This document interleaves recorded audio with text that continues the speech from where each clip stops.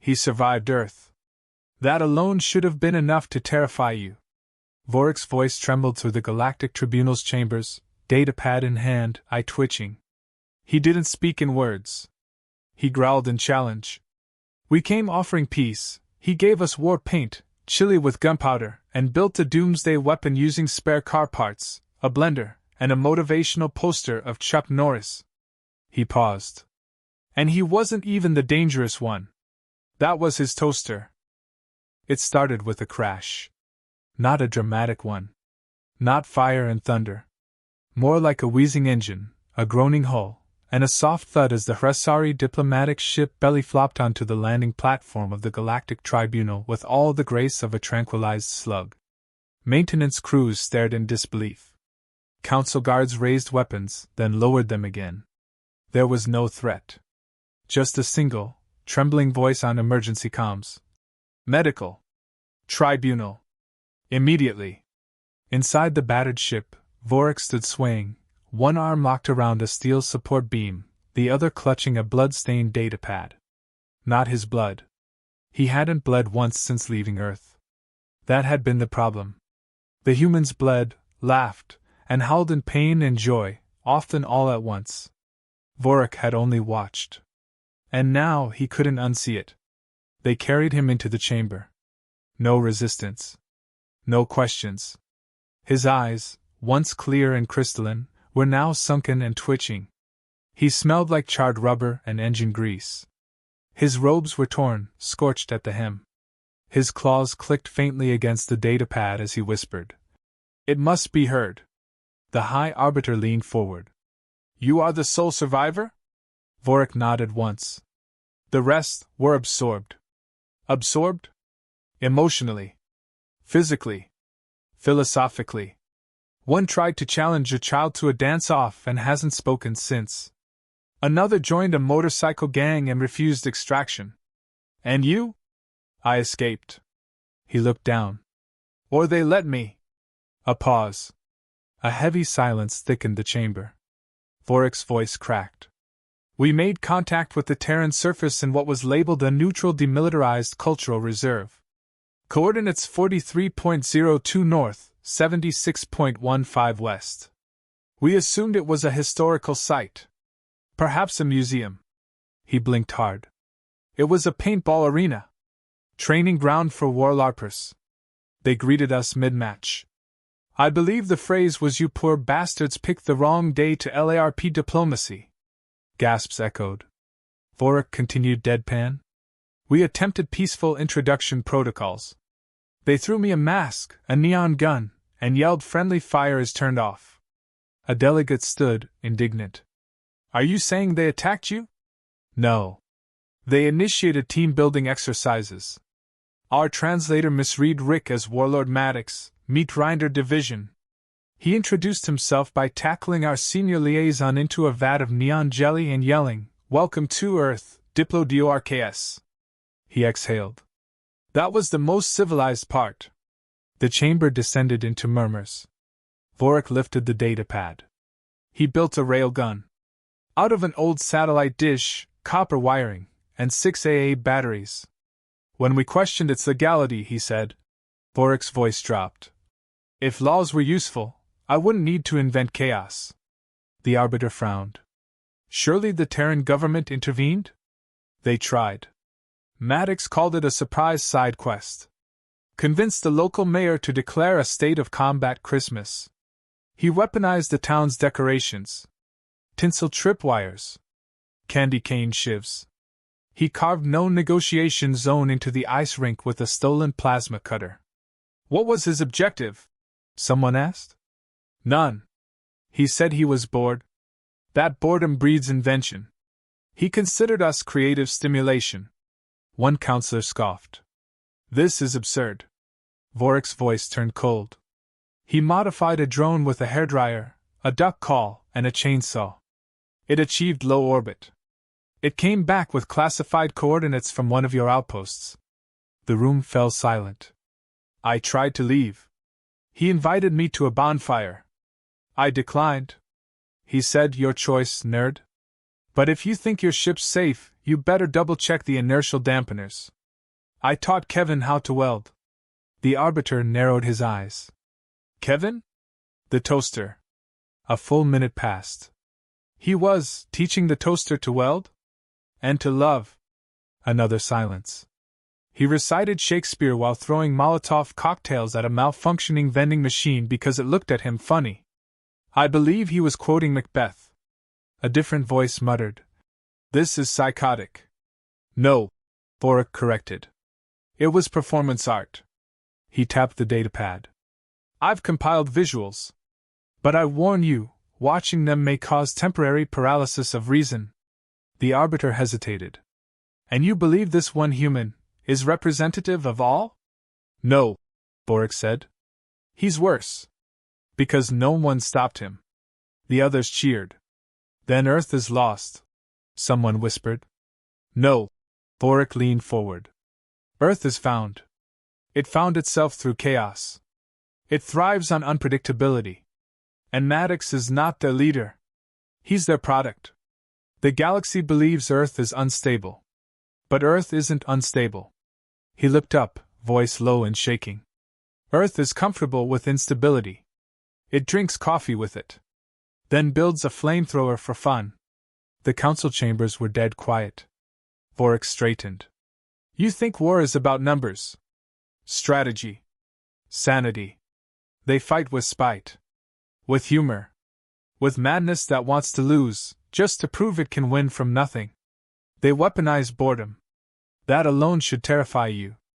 The lights dimmed. Vorik dropped the datapad in the center of the chamber and turned away. I give you my report. Do what you will. But know this, if you provoke Earth, if you challenge Maddox. He paused. You won't be conquered. You'll be confused to death. And with that, Vorik left. The council did not sleep that night. I thought he was a mechanic, Vorik muttered. He was covered in oil, chewing a wrench like it was a snack bar. He greeted us by saying, Y'all here for the demolition derby or the chili cook-off? When we said we were delegates of the Galactic Accord, he saluted the grill. The tribunal chamber remained silent. Vorik's knuckles turned white around the datapad. His voice dropped. He thought we were tourists. He offered us beers and war stories. Said he once drop-kicked a fusion core for malfunctioning during a cookout. The first hour was confusion. Maddox walked us through his scrapyard, proud like a king showing off his war trophies. Every machine was rusted, half-broken, duct-taped. Don't mind the sparks. They're just indicators of character. He had no rank, no office, no allegiance, just raw charisma and a smile that looked like it had survived 12 wars and a bad marriage. I asked him where the governing council was. He blinked, spat oil, and said, That'd be Marge, down at the diner. She runs the town through pancakes and fear. I tried to explain the mission. He squinted like I was speaking in code. So, you're saying the galaxy finally wants to visit Earth? Took you long enough. You here to trade or to rumble? We said diplomacy. He heard. Challenge. That's when he yelled, Field trip! And dragged us onto a decommissioned battlefield amusement park where everything still worked because he refused to turn off the systems. He called it combat heritage preservation. I called it madness. He handed me body armor with cartoon flames. I refused. He threw it at me anyway. Suit up, Spongeclaw. If you get hit, it's your own fault. We passed through what he called Minesweeper Lane. It was lined with buried paint charges and self-resetting tripwires. He walked through them casually, whistling an ancient war tune, limbs occasionally exploding in color. See? It builds character. Our lead diplomat stepped on a switch and was promptly launched 10 meters by a spring-loaded ramp. Maddox called it accidental diplomacy. Then he laughed for 5 minutes straight, coughed once, and resumed the tour. When I requested a cease to the activities, he nodded solemnly, tapped a console, and activated an old AI protocol buried beneath the complex. Omega-13 came online. A kill satellite designed to destroy any confirmed peace treaty in its database as a fail-safe from Earth's paranoid past. Maddox blinked once, then grinned. Oh yeah? I forgot that Button did that. Welp, looks like we've got a boss battle. I reminded him we were diplomats. He told me we were now players in a live simulation and handed me a foam sword with real tungsten plating. The AI locked the atmosphere, began seeding atmospheric storms, and deployed autonomous drone units with stun beams. Maddox pointed at the sky, whooped, and yelled, "Now that's weather!" When a drone fired at him, he dodged, picked up a shovel, smacked it down, and used its flaming core to light a cigar. He gathered a team within minutes. A blind sniper who used echolocation, a former school bus driver with flamethrowers mounted to her walker, and a group of teenagers who had been banned from online gaming for being too strategic. They all obeyed him without question. When asked why, one said, "He built a functional mech out of an old water tower and spiked. That's all we needed to see." We tried to leave. The port was sealed. Omega-13 declared us diplomatic contaminants. Maddox patted me on the shoulder. "See? You're part of the gang now," he declared himself. "War commander for the day," and drew plans in the dirt using bacon grease. They made no tactical sense. They should not have worked. And yet every move outmaneuvered the drones. He commandeered a wrecked amusement ride, turned it into a mobile artillery platform powered by old engine blocks and the soul of a very angry lawnmower. He called it Betsy. When I demanded again that he stop, he looked me in the eye, completely serious, and said, "If you think this is wild, wait until Kevin gets involved." Kevin was his toaster. It had been upgraded over a decade through accident and boredom. It had 6 legs, spoke in Morse code, and carried a plasma cutter and motivational posters. It once set a drone on fire while playing Eye of the Tiger. Kevin was terrifying. By day 2, the field was littered with half-melted tech, shot-down satellites, and one of our own delegates who had decided to stay and find himself in the chaos. Maddox hosted a barbecue in the aftermath, grilling with a fusion-powered rotisserie and serving beer chilled in cryopods. I asked if he'd consider formal talks. He wiped grease from his chin and said, "Talks are for people with fewer options. You want to negotiate, bring cookies. You want to earn respect, survive the obstacle course blindfolded." Then he blindfolded himself, and did it in 7 minutes. We watched as the defense grid's final phase launched, a full orbital bombardment protocol designed to neutralize Earth's last defense outposts. Maddox lit a flare, climbed a signal tower, and yelled into the storm, "You want to finish what our ancestors started? Come get me, you obsolete toaster!" He threw a rock at the targeting drone. It worked. It crashed, collided with a warhead mid-drop, and detonated in low orbit, frying the entire satellite grid in a chain reaction Maddox later called accidental liberation. I screamed at him. "You could have killed all of us!" He shrugged. "We're all dying anyway. Might as well do it with style." He turned to his people. "Good work, squad.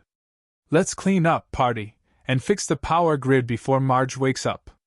Marge, I discovered, was the diner owner. She arrived hours later, hit Maddox with a rolling pin, and demanded he sweep the crater he made in her backyard. He apologized to her. That night, they held a concert using parts scavenged from the wreckage. I sat next to Kevin. He offered me toast, and I accepted. When they finally opened the port, Maddox saluted us. "You lived. That's more than most. You're welcome back, just bring snacks next time." As we left orbit, I stared at the crater-pocked surface of Earth, the smoke trails of madness still visible, and whispered, "This species doesn't fight for survival. They fight because survival isn't interesting enough." The crew asked what I'd learned. I replied, "That Earth's greatest weapon isn't tech. It's a man who once cooked chili on a warhead just to see if it'd taste like vengeance." The transmission leaked within hours. Someone on the Tribunal's internal security detail had copied Vorik's testimony and uploaded it to a fringe comnet. It went viral before the council could issue a gag order. One moment it was a restricted file marked classified, Death World incident. The next, It was spliced into a music video featuring a breakbeat remix of Maddox hurling a drone into a power station while shouting, "Hope is for cowards!" The galaxy didn't know how to react. On Grak 7, a military think tank ran 5,000 war simulations against Earth using every known species tactics. In all 5,000, Earth won. Sometimes by strategy. More often by sheer absurdity. One scenario had Maddox win by disguising himself as an emergency evacuation protocol and convincing the enemy to abandon their own planet. The analysts thought it was a glitch. It wasn't. In the halls of the Galactic Council, chaos bloomed like a disease. Delegates whispered about the meat grinder. Reports came in from outer systems, alien youth organizing. Maddox cosplay strikes. Practicing hand-to-hand combat with toolboxes and kitchen appliances, yelling, "It's not war, it's Tuesday!" The Hresari ambassador requested political asylum on a frozen moon. When asked why, he said, "Because it's the only place Rick Maddox wouldn't willingly visit. He hates the cold." He wasn't wrong. Maddox had once punched a glacier for giving him frostbite. The council convened an emergency session.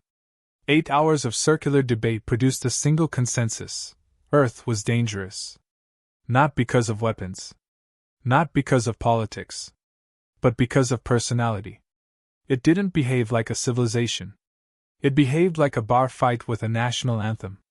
Maddox himself streamed a response on open channels, shirtless, holding a sledgehammer. "Council nerds say I'm unstable. Good. Stability's boring. You wanna dance, bring boots. You wanna talk, bring whiskey?" He leaned into the camera. "And if you send another drone disguised as a weather balloon, I'll shove it so far up your subspace relay, your kids will get sunburned through a neuroping." The clip ended with him flexing while Kevin toasted bread in the background, laser-etched with the phrase "negotiate this." Half the galaxy laughed. The other half started evacuating colonies near Sol.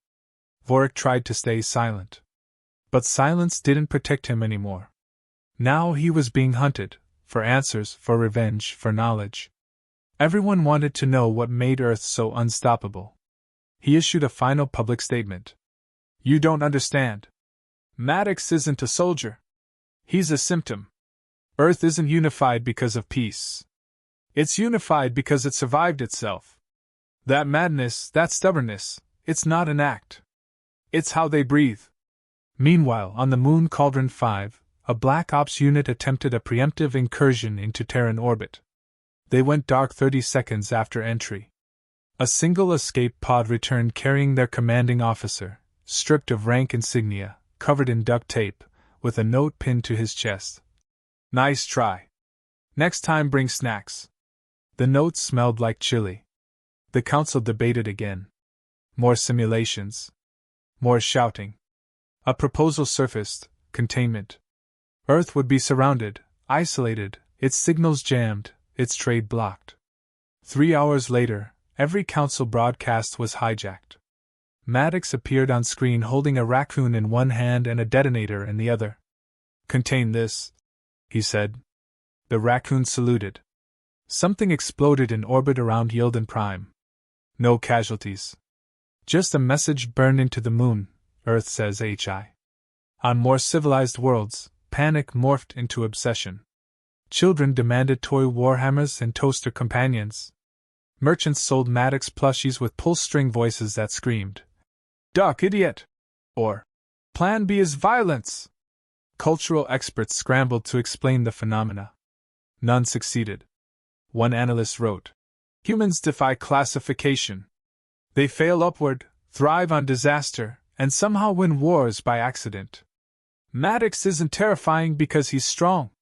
He's terrifying because he doesn't need to win to destroy your morale." Back on Earth, Maddox held a training seminar using a wrecked fridge as a podium. Today's lesson: unpredictability.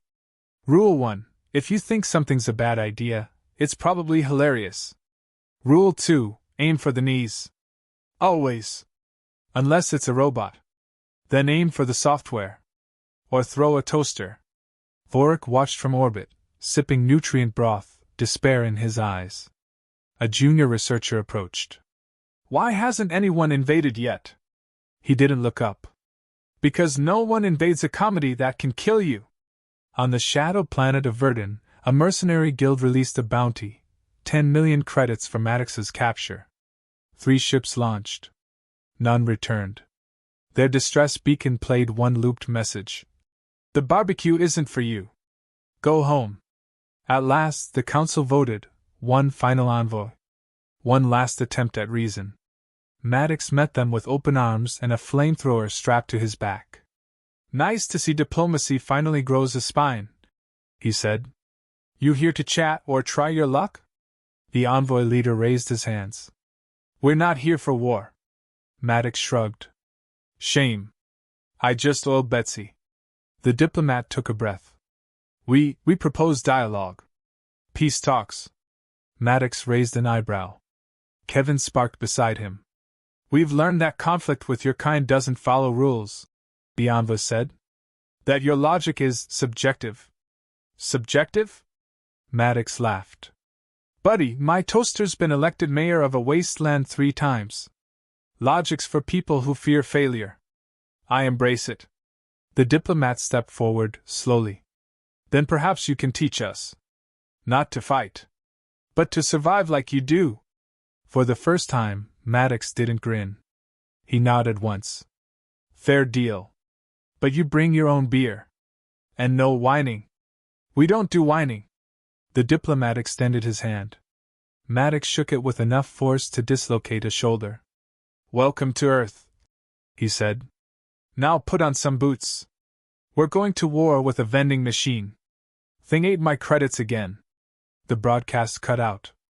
Galactic civilizations stared in awe. And no one, not one being, dared sleep soundly again. The Galactic Armada arrived in Earth's orbit with practiced precision, fleets stacked like puzzle pieces, weapons systems locked, targeting solutions humming silently through the void. No grand speech preceded the incursion. No final warning. The Council's vote had been narrow, but decisive. Earth was too unpredictable, too loud, too defiant. Maddox was a fluke, they said. But even a fluke needed to be crushed before it inspired more. Their mistake was assuming Earth would care. The first volley was intercepted by a microwave tower repurposed as a jamming array powered by a cow's heartbeat and a broken generator. It redirected their plasma rounds into the Pacific Ocean, creating a geyser that spelled, nope, in steam. The second barrage struck a massive reflector array disguised as a solar farm, sending a beam of superheated regret directly into one of their support cruisers, melting it into a cautionary tale. By the time the flagship, Valor Ascendant, breached lower orbit, it was already leaking confidence. The Admiral requested visual confirmation of ground activity. The feed blinked on. What he saw was not a mobilized military, not tanks or mechs or coordinated defense lines. What he saw was a bonfire. Maddox stood in the center of a cleared field, surrounded by lawn chairs, holding a marshmallow on a sharpened coat hanger. Kevin the toaster sat beside him with a flamethrower nozzle strapped to its side, toasting bread with absurd dignity. Behind them, civilians danced to music played through scavenged speakers powered by laughter and spare car batteries. The Admiral blinked. Is that a tailgate party? A voice cut through the comms. Maddox, live on all channels. Welcome to Earth. I assume you brought dessert. The bridge fell silent. We figured you'd show up eventually. Council types can't resist sticking their beaks into chaos. But hey, fair's fair. You took your shot. Now it's my turn. A click. Then static. The fleet's AI systems began reporting inconsistencies.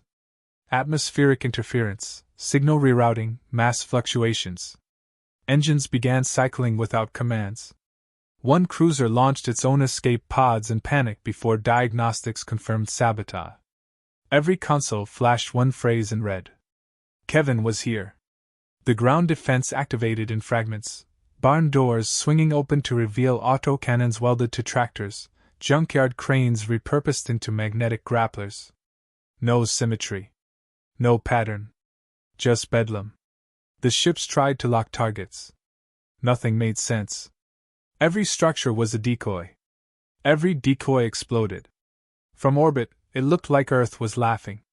The Admiral ordered deployment. Drop pods launched. Maddox caught one with a trampoline reinforced by steel cables and kinetic foam. It bounced back into orbit and struck the Valor Ascendant's viewport, cracking it like an egg. "You should have brought coffee," Maddox said, now on every screen again, shirtless, holding a crowbar. The fleet deployed shock troops. Maddox met them in a crop field with 2 flamethrowers, a baseball bat, and what appeared to be a genetically modified goose wearing armor. He didn't give orders. He issued dares. A platoon tried to flank him. They were rerouted by a civilian playing bagpipes on a stolen hoverbike. Another squad was ambushed by a group of elderly women swinging handbags filled with bricks. Maddox broke a speeder by diving headfirst through its cockpit while screaming Shakespeare. One soldier froze, terrified.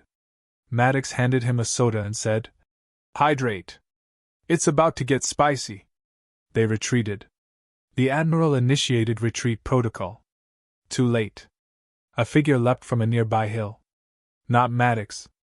A child. Barefoot, war-painted, carrying 2 drones stitched together with bubblegum and fury. He threw them like boomerangs. They detonated against the engine core of the second command ship. The feed went black. The Admiral's backup screen flickered. Maddox again, this time with sunglasses. "I told you this wasn't a battlefield. This is a party. And y'all forgot to RSVP." Another boom. The fleet's rear line began colliding with itself, panicked pilots ejecting before their ships even hit the atmosphere. Kevin rolled up the Valor Ascendant's loading ramp uninvited and detonated a confetti bomb in the mess hall. The Admiral passed out from fear and glitter inhalation. When reinforcements arrived, the fleet was already gone. Ships limping out of orbit, engines hacked to play Terran folk music at full volume. Earth didn't chase them. It just watched. Maddox stood at the highest point in the ruins of what used to be a parking garage, raised his beer, and toasted the stars. To peace. May it never be this boring again. He turned off the broadcast.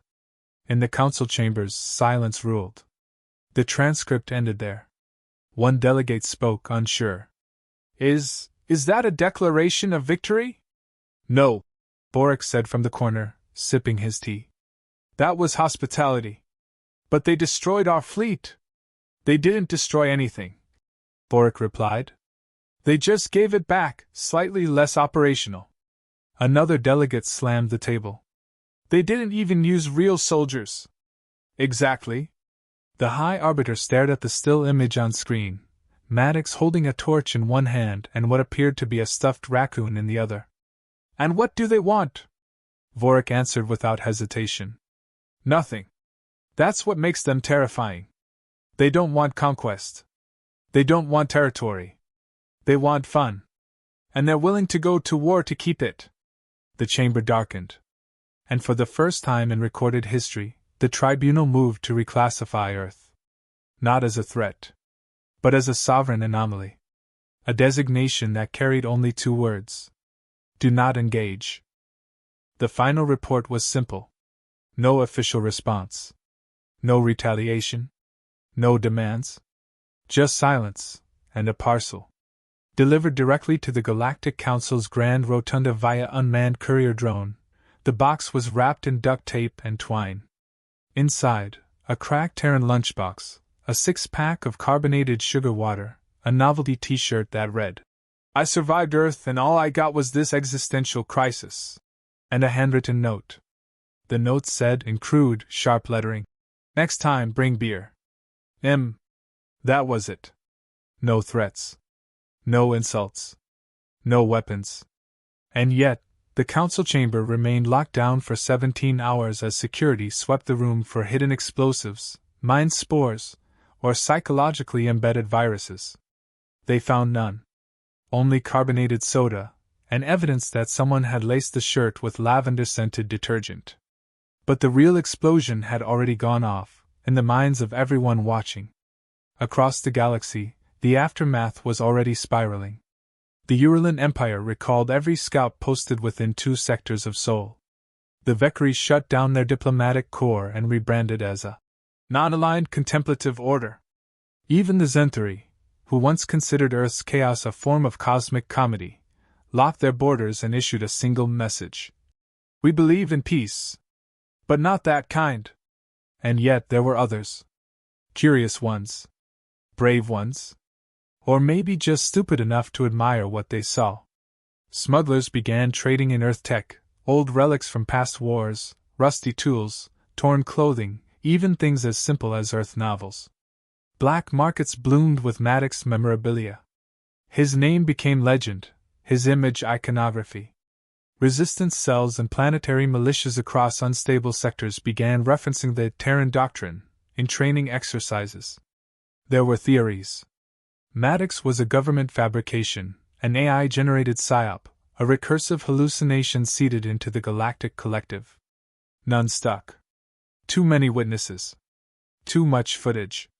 Too many sleepless nights where leaders stared at their ceilings wondering how a man with a toaster army outmaneuvered a coalition fleet. The council met again under emergency classification. A formal vote was called to determine the official status of Earth. The terms proposed: species-level anomaly, Tier 10 hazard, non-engagement directive. A diplomatic death sentence. Isolation through fear. Vorik arrived late, calm, hands folded behind his back. He walked to the center of the floor without waiting to be acknowledged. "You're afraid," he said plainly. "Of one man. Of one planet. Because they laughed while you roared." The Arbiter scowled. "He made a mockery of our order." "No," Vorik replied. "He revealed its fragility. Earth must be contained." "No. You must be honest. You tried to erase chaos. Earth never did. They evolved inside it."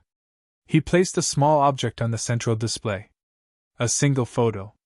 Maddox, surrounded by civilians, lifting a broken child's bike from rubble, dirt on his face, a genuine smile across his bruised jaw. No weapons. No fire. Just rebuilding. They fight, yes. But they don't start wars. You did. And now you're afraid they won't fight like you do. You're right. They fight smarter. Uglier. Dirtier. But they also rebuild. Faster. Harder. Together. A murmur rippled through the seats. The Arbiter's voice dropped. "You defend a man who turned war into a joke. I defend the man who ended it with laughter." There was no vote. Not officially. Just a silence, long and deep. The kind of silence that weighs more than speeches. Eventually, documents were quietly withdrawn. Classifications redacted. Communications lines left open. Unofficial, unspoken, but clear. Earth would not be touched again. Back on the Terran surface, Maddox stood on a ridge overlooking the scrapyard. Kevin beeped once, launched a piece of toast into the air, and caught it with its flamethrower attachment. Maddox laughed. "You hear that?" he muttered. Kevin beeped in confusion. "Exactly," Maddox said. "Silence. No more fleets. No more drama. Just us, rust, and peace." Kevin toasted in agreement. Behind him, a group of teenagers welded armor plates to a dune buggy while arguing over which shade of camouflage best matched a desert taco stand. A few veterans reassembled an engine using parts from an old food processor. Somewhere, someone set off fireworks just to see if the noise echoed. Earth moved on. As always. As it had. As it would. Maddox lit a cigar with a plasma cutter and stared at the sky. "Think they'll come back?" Kevin whirred. "Nah. If they do, we'll make 'em a sandwich and scare 'em with jazz music again." A pause. "Or teach 'em how to party." He took a long breath and watched the stars blink against the black. "You know what the problem is with the galaxy?" he said aloud. "Too many rules. Not enough ridiculous." Kevin beeped once. "A question." Maddox grinned. "Yeah. We've got enough ridiculous for everybody." From that moment on, Earth became the myth no one touched and everyone remembered. The place where wars failed, where madness won, where a man with a crowbar and a toaster rewrote the rules of diplomacy. They didn't conquer the stars. They humiliated them into respect. And the galaxy never slept the same way again.